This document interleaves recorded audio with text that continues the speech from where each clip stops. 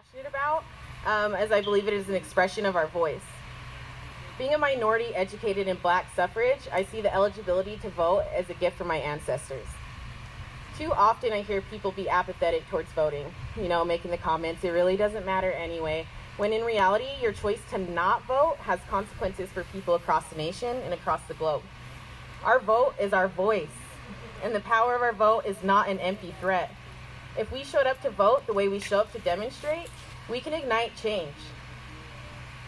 It's important to remember that Jim Crow didn't vanish. He got a law degree. And there are millions of disenfranchised voters who have had their votes stolen. It's up to us, everybody in here, to speak for them. Today, we have brilliant youth activists that want to speak to you. But before that, we're going to start with Jeriel Clark, and she can give you guys a little bit of the rundown.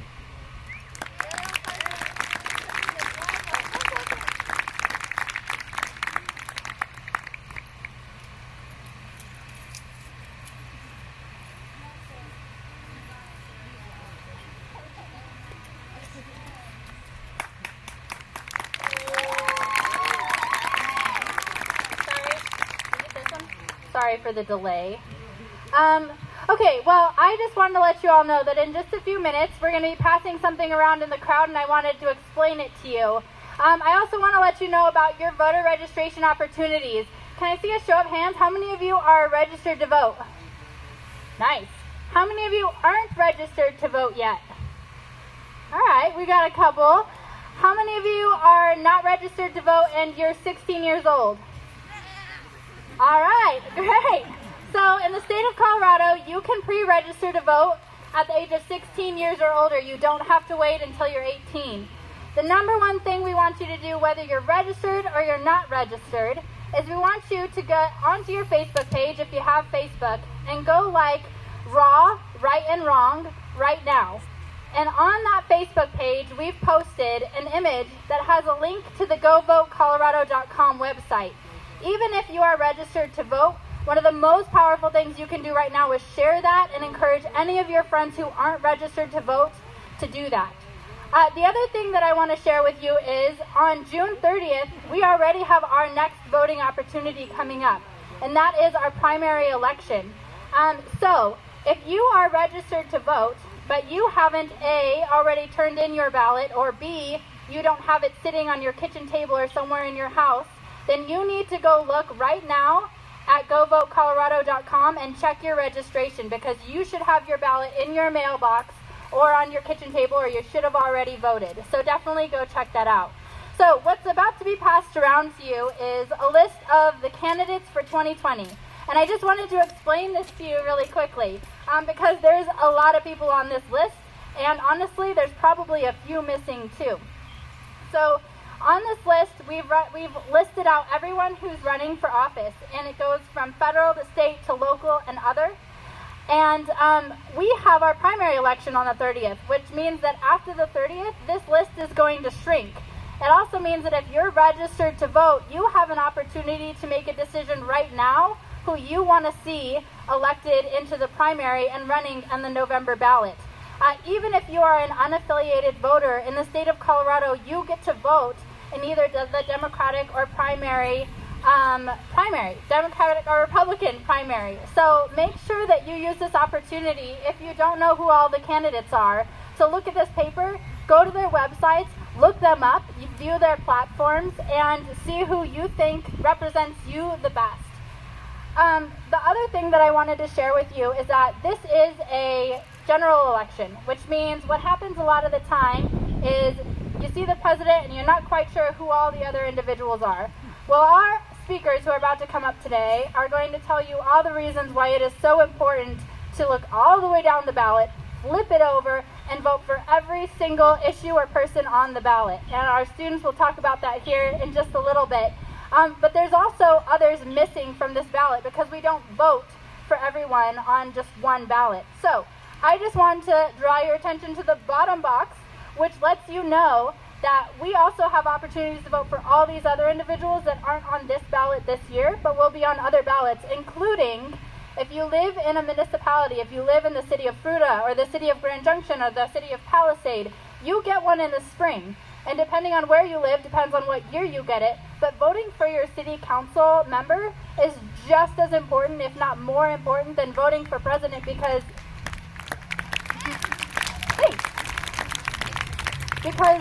a couple hundred votes can determine who represents you here locally. And that is a huge difference that, again, you're going to hear about in just a minute. So that's all the talking I wanted to do. I just wanted to give you a heads up that these are coming around. And if you are not registered to vote, you can raise your hand after you are going online to register if you need any help. And we also have individuals with clipboards who can help you register to vote on paper as well. And with that, I will turn it over to Taylor.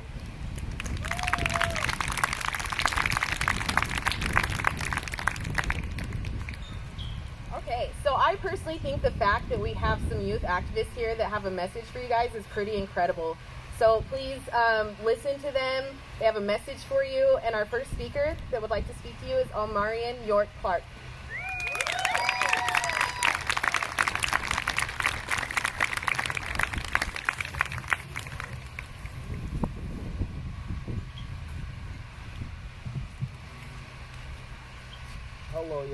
Hello, y'all. My name is Omarion Tayshawn York Clark. I'm 16. I came out here today to get my voice heard and educate y'all on the Jim Crow laws and mass incarceration. Under Jim Crow laws, Black Americans were regulated to a subordinate status for decades. Things like literacy tests and vote for voters and laws designed to prevent blacks from serving on juries were commonplace in nearly a dozen southern states. Example, white voters were often asked to read a sentence, while black voters were asked to read a section of the state's constitution. If they missed even one word, they were not allowed to vote. Although Jim Crow laws are now off the books, millions of blacks are arrested for minor crimes, remain marginalized, and disenfranchised, trapped by a criminal justice system that has forever branded them as felons and denied them basic rights and opportunities that would allow us as African Americans to be productive, law-abiding citizens. When African Americans are released, they're regulated to a permanent second-class status, which is like not having the right to vote, the right to serve on juries, the right to be free of legal discrimination and employment, as well as access to education and public benefits. Even though I brought this to y'all's attention today, personal education does not stop here. This is a stepping stone to educate yourselves any way y'all can. We have a booklets on our pamphlets that y'all can refer to. Appreciate your time and thanks for having me.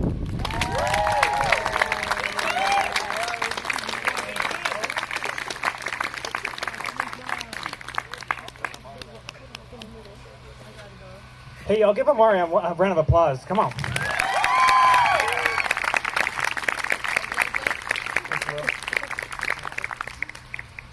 So my buddy here, Khalil, he has a donation box. It's going to be passed around all day today. Come up. Come here. Show it to him. Show it to him. This is the donation box right here. You guys dig deep. Dig deep. Anything you guys have, put it in this box. He's going to be walking around with it all day. Find him, donate. Thank you, guys.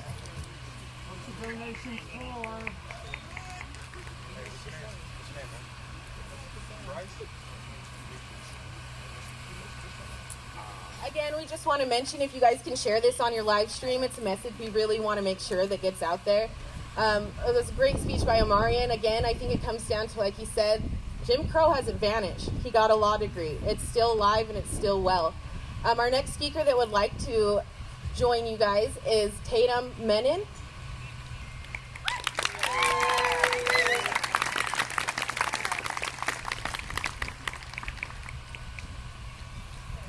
Hello, how is everyone doing today? Good. So I'm Tatum, and I just graduated from Palisade High School, and I'm going to be talking to y'all about the voter suppression efforts currently. So voter suppression is a strategy used to influence the outcome of an election by discouraging or preventing specific groups of people from voting. Voter suppression efforts have disenfranchised people of color for far too long. Firstly, in Alabama, they had an Alabama literacy test in 1965. In Part A of the literacy test, you are given a section of the Alabama Constitution to read aloud. The sections are taken from a big loose leaf binder. Some are easier than others. So, for example, if white applicants are given the test at all, they generally get the easy ones. The registrar makes sure that black applicants get the hardest ones, the ones filled with long, convoluted sentences. Secondly, we also saw this in poll taxes. Exactly what the name sounds, a tax that used to be common across the entire United States. It was eventually used in the mid-20th century in the South to keep blacks, poor white people, and immigrants from voting because whites could actually afford the annual tax ranging from $1 to $5. However, individuals often couldn't keep up with the additional taxes that were used and implemented by counties, but were enforced by police, which goes into political intimidation. So political intimidation, the various state, county, local police forces, as well as white people, of course, routinely intimidated and harassed black African Americans who tried to register. They arrested would-be voters on false charges and beat other imagined transgressions, and often this kind of retribution was directed not only at the man or woman who dared try to register, but against the family members as well, even the children. But unfortunately, we still see these efforts today, specifically with voter identification laws. So 36 states have identification requirements, and 7 states have strict photo ID laws under which voters must present a limited set of forms of the government-issued voter ID in order to cast a regular ballot. No exceptions. However, Colorado is not one of these states. These strict ID laws are part of an ongoing strategy to suppress the vote, and it works. Voter ID laws have been estimated by the U.S. Government Accountability Office to reduce the turnout by 2 to 3 percentage points, translating to tens of thousands of votes lost in a single state. Over 21 million U.S. citizens do not have the government-issued photo identification. Now, that's because ID cards aren't always accessible for everyone. The ID itself can be costly, and even when IDs are free, applicants must incur other expenses to obtain the underlying documents that are needed to get this ID. This can be a significant burden on people in low-income communities. Further, the travel required is an obstacle for people with disabilities, the elderly, and people living in rural areas. Some states restrict registration by allowing people to register long in advance for an election. For example, in New York, voters to register at least 25 days before the election, which imposes an unnecessary burden on the right to vote. By forcing voters to register before the election, it even becomes salient to the public. It discourages people from registering in the first place. These outdated restrictions, which was designed for a time when registration forms were exclusively completed with pen and paper and transmitted via snail mail, can significantly impact the voter participation. In 2016, the presidential election, over 90,000 New Yorkers were unable to vote because their applications did not meet the 25-day cutoff, and the state had the 8th worst turnout in the country. Finally, we also looked at voter purges. Voter purges have increased in recent years. A recent study found that almost 16 million voters were purged from the rolls between 2014 and 2016, and the jurisdiction with a history of racial discrimination, which are no longer subject to pre-clearance after the Supreme Court gutted the Voting Rights Act, has significantly higher purge rates. The most common excuses for purging voter rolls are filter out to voters who have changed their address, died, or have failed to vote in recent elections. States often conduct such purges using inaccurate data, booting voters who don't even fall under the targeted category. In 2016, Arkansas purged thousands of voters for so-called felony convictions, even though some of the voters have never been convicted of a felony at all. In 2013, Virginia purged 39,000 voters, based on data that was later found to have an error rate of up to 17%. We also see gerrymandering as a barrier. Every 10 years, states redraw district lines based on the population data gathered in the census, which, if you haven't already, fill out the 2020 census. But legislators use these district lines to allocate representation in Congress and state legislature. When redistricting is conducted properly, district lines are redrawn to reflect population changes and racial diversity. But too often, states use redistricting as a political tool to manipulate the outcomes of election. That's called gerrymandering, a widespread undemocratic practice that's stifling the voice of millions of voters. Redistricting in front and center in 2020. In April, the Trump administration will conduct the 2020 census, and states will use its results to redraw district lines across the country. Those new district lines will determine our political voice for the next decade.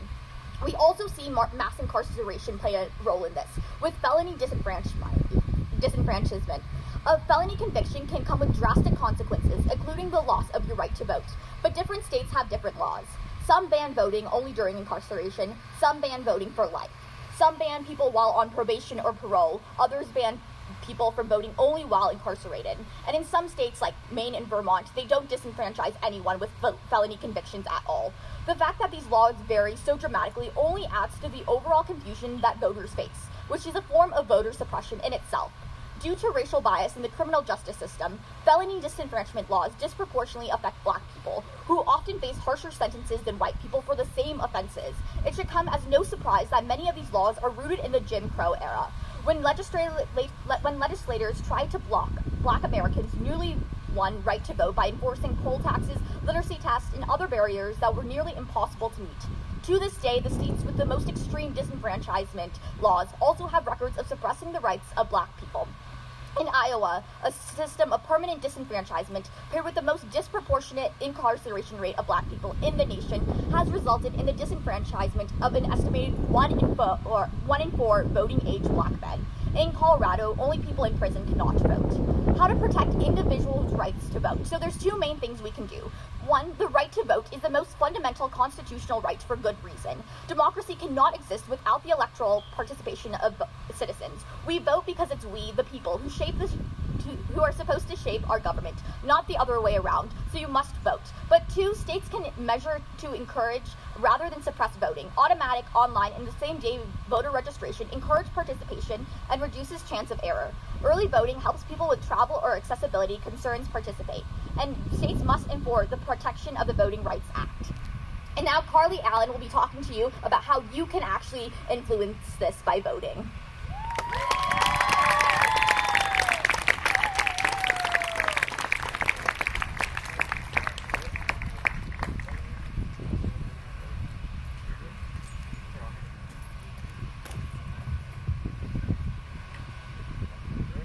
Hello, I'm Carly Allen, and I'm so happy that all of you can make it here today.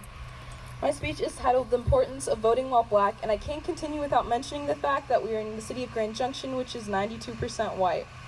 So most of you here may not resonate with the wording of that title, but as an ally, you have to try.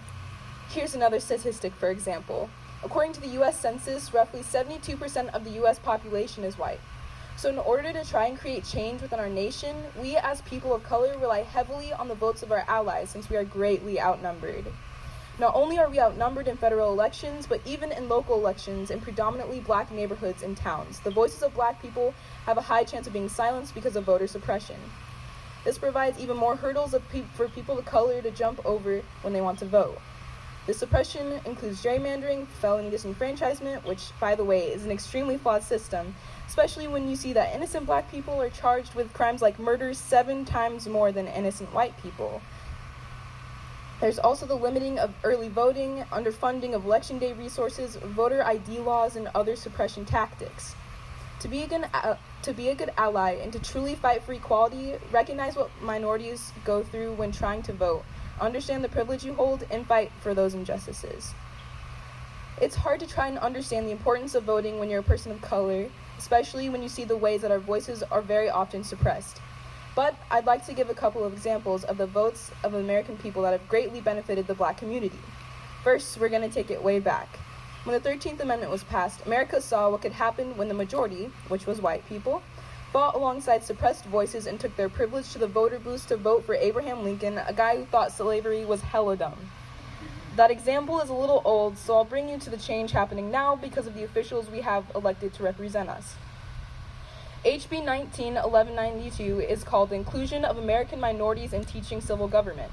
This bill pushed to include the teaching of history, culture, and social contributions of Native Americans, Latinos, African Americans, Asian Americans, and also important figures in the LGBTQ+ community. Now, y'all have seen the videos of people tearing down historical figures all around the world like Christopher Columbus. This is happening despite the school system teaching me throughout all of elementary and middle school to worship Christopher Columbus, who sailed the ocean blue in 1492, because people now realize he's a selfish, racist murderer who just so happened to stumble across some land, and he should not be idolized. This new bill is going to ensure that the education of our youth will now hopefully be truthful and non-excluding. The bill HB 20-1048 is a bill that banned discrimination on the basis of hair texture, hair type, and protective styles like dreadlocks, twists, afros, head wraps, cornrows, bantu knots, and coils. This didn't become a Colorado law until March 2020. I still can't quite wrap my head around the fact that it had to become a law, because I don't understand what is so threatening about black people's hair. But racism is relentless. The last bill I want to share with you that has been passed is called SB 2217. It's a bill to enhance the integrity of law enforcement by making them wear body cams and holding them accountable for their actions by creating an annual report that consists of all the times that force was used and resulted in a death or injury, instances where officer resigns while under investigation, and also all data related to an unannounced entry by an officer. Rest in peace, Breonna Taylor. It also states that in response to a protest or demonstration, law enforcement cannot throw projectiles in a manner that targets the head, pelvis, or back, throw projectiles randomly into crowds, and they cannot use chemical agents or irritants like tear gas or pepper spray, and they have to issue a warning and sufficient time and space to allow protesters to leave before they do such things. There's so much more to that bill, and I encourage you to go home and read it yourself and stay educated on these things. All of these bills hold so much importance to the lives of people of color, which is why it is so important for us to vote, so that we can elect people who genuinely care about our well-beings. It's important that people push past voter suppression, people of color, because things like our hair, our culture, our history, and our lives matter. The majority of prime sponsors of those bills were people of color, and that brings me to my last point. And that is the crucial part that representation in our government plays in the lives of minorities. It may not seem to be a big deal which person wins if a white politician and a black politician both want equality and share the same positive goals. But to put it into perspective, I'd like to share a personal experience with you all. Take my parents, for example. My mom is white and my father was black. My dad grew up in Georgia throughout the 60s and 70s, and the stories he shared about the brutal racism he endured while growing up still makes me sick to my stomach. My mom, on the other hand, grew up in Northern California throughout the 70s and 80s. She was a free thinker who married my dad despite objections she faced from her disapproving family. She loved and cared deeply for my dad despite all of their differences. She could listen to his experiences and sympathize with him, but she would never be able to empathize with him. She couldn't empathize with him even though she, too, had battled harsh struggles growing up. And even though he had experienced some horrible things, he couldn't empathize with her either, because the only experiences we truly know and understand are our own. And that is why we need representation in our government. Because how would a white representative even know how much your hair expression means to you as a black person, or the genuine fear you feel when a police car strolls past you? We only know our own experiences, and so I encourage you as a white people to try and vote for representation for people of color, because y'all have had your fair share of representation throughout the years. And to the people of color listening, fight to make your voice heard and vote, because our lives depend on it.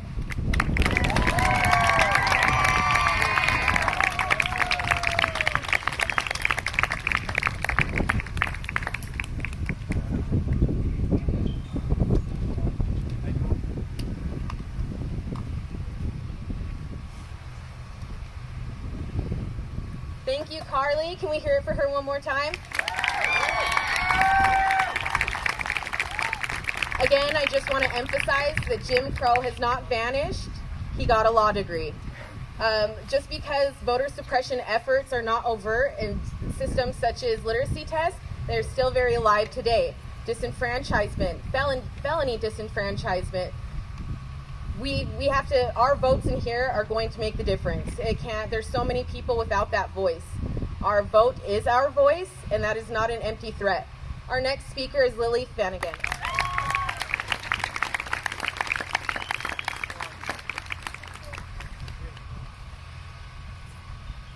Hello, everybody. How are you today?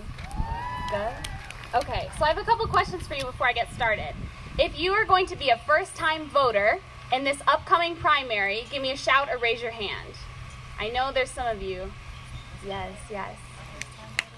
If you were eligible to vote once before, give me a shout or raise your hand. All right, if you voted in the last presidential election, raise your hand. Oh, that's better than I thought. Now, if you are eligible to vote in this next presidential election in November, please raise your hand.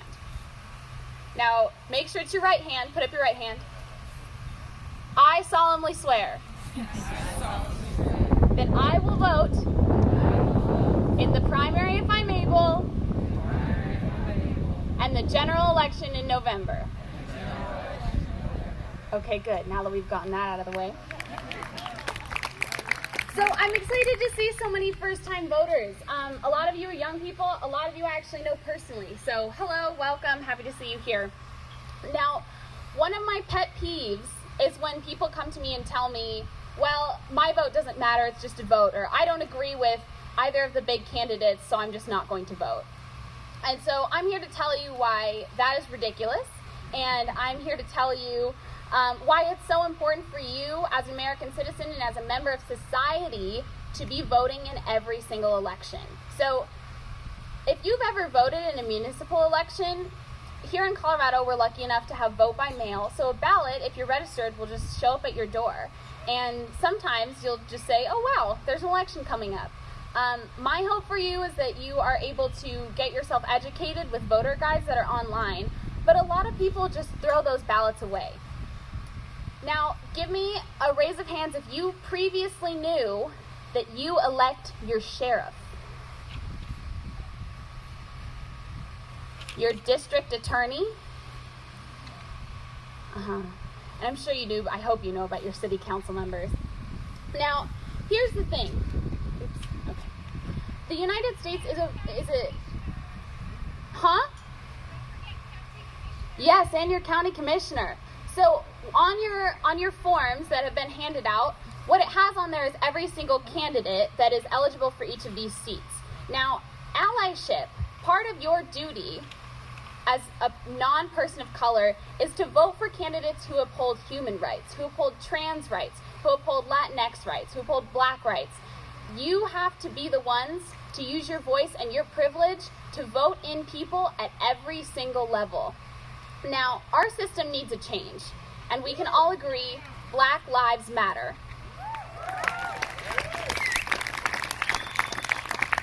And our system for the longest time has been against us. Now, to change that, what you have to do is vote in people who know Black Lives Matter, who know trans lives matter, and who know that all of these incredibly important issues are the decisions that they're going to have to make. And it may not seem to you like your single vote has tangible results, but your voice makes a contribution. In this last city council election, we had some people running against each other. We had some people running unopposed. But what some of you may not understand is that the moment that you vote in someone in city council, if it's your district or a member at large, they make decisions for your community, whether that's zoning decisions, whether that is signing or not signing an inclusivity proclamation. All of these decisions impact your life arguably more directly than the election for the President of the United States. So please, please, please be voting in your smaller municipal elections. They are so important and will affect your life so much more directly. Now, the presidential election matters too, right? We have millions and millions of people. So it may seem like, oh, well, I don't really want to go drop off my ballot. Seems like a lot of work. You're letting someone else make that decision for you. And that means that that decision is going to influence who's on the Supreme Court and all of these other district court judges that are making decisions. And if there's someone in the White House who's appointing judges who are going to give unfair sentences to our Black Americans or our Hispanic Americans, in what world is that okay? So be voting for your big elections as well. We're in a really unique situation in the United States. There are 50 states, probably a bazillion people, it's a technical term. And what's really important is that you know that your vote absolutely matters. We elect our governor, our treasurer, our secretary of state, who, if you elect the wrong one, you could be perpetrating further voter suppression. You elect your state senators, your state representatives, again, your district attorney, sheriff, county clerk, county treasurer. Now, just for some information for your elections locally, our county, midterm, and general elections are always in November. Fruita's elections are every other even year. in the spring. So they happened this last March. Same with Palisade, every other year in the spring. And you have to understand that when you vote in those small elections, you are supporting your community. As an ally, you are supporting the Black community here in Grand Junction, because I think we can all agree Black lives matter, and that is why we have to vote every single election. And again, I encourage you to look at these papers. The Queen of the World, Jeriel, wherever she is, made them. Oh, there she is. Everybody stare at Jeriel. And there are people working to make this as easy as possible for you. So make sure you make an informed, educated vote and continue to vote for people who are going to uphold human rights in every way, shape, and form. Thank you so much.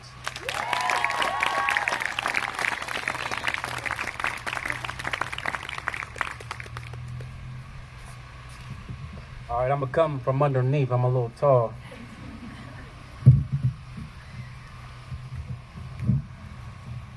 I do need some assistance.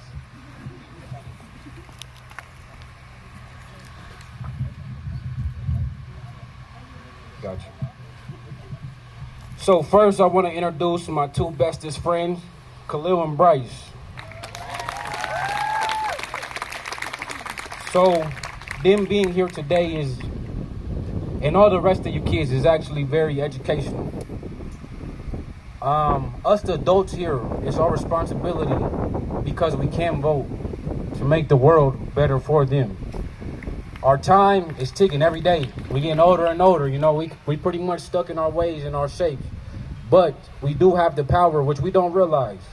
But together we have the power to reshape the future for the young ones. That's our greatest responsibility. With that being said, I want to give you a little information on the organization RAW. Stands for Right and Wrong. So with today and us giving you the information on voting, how to vote, I'm not going to tell you who you should vote for. That's not my right. What I do expect you to do is take full responsibility and love the voice you have and put it to use. Right? Or you can vote Republican, Democrat, Socialist, Communist, on and on and on. What we stand for is right and wrong. That's what I would like you guys to stand for as well, no matter who you vote for. Think about the kids. Think about the future. We're shaping that. The president, the councilors, the commissioners, they got some power, more so of a title, but they have to answer and listen to what we say. We are the people. We employ them. We pay their salaries. So, again, it's our responsibility to make sure that we do everything we can. Proactive action. We can't wait till it's too late, till we find out a law that's bad. It's too late by then. Another kid is already in jail. Another kid is already disenfranchised. It's too late by then. We got elections coming up very soon. It's election year. I ask you all, please, don't care who you vote for, make sure you vote and you're heard for the kids, for the babies, and the ones that's not even born yet. It's our responsibility. I thank you all for coming out here. Soak up the education. Really take it home. It's important that we stay on top of this every day. You need to go home, have these conversations with your friends, your kids, your co-workers, on and on. It needs to be a community-wide thing. Us here is a lot of people. It's a lot of support. It's a lot of voices. That's not enough to change all of Grand Junction. And this place needs some healing. Talk to those people around you. Get them here. Even if they don't come here, give them the education. That's the most important part of this thing. And that's why we set up the teaching session the way we did. I come out here and tell you to vote. It doesn't mean nothing if you don't know how to vote. You don't know why you're voting. So again, take the education in, spread it, and let's continue to change the world.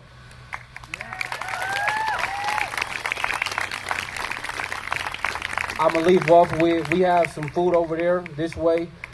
We might have a few more songs playing. I do want everyone to kind of just get together, meet each other, shake some hands.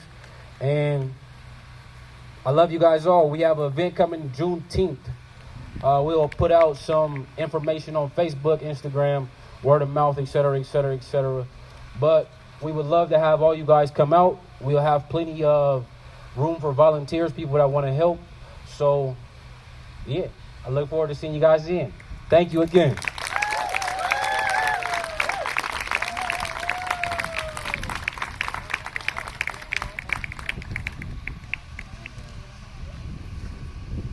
Thank you guys once again.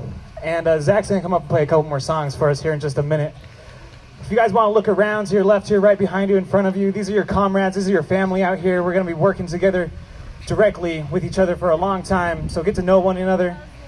There's clipboards going around. If you guys have a clipboard and you guys are signing people up to vote, put the clipboards in the air. Find some people. Over here on the booth to your guys' left, there's going to be a camera set up. If you guys want to have a testimonial, anything you want to say on camera, there's a camera over there. He's going to be set up in just a few minutes. First aid, free food. Zach Grant's going to be playing some music here in just a couple minutes. Give you guys a round of applause. Make some noise. Right here, Khalil's walking around with that donation box. Hey, bro, hold that donation box up. Right there. Go give him your money right now. Thank you guys so much.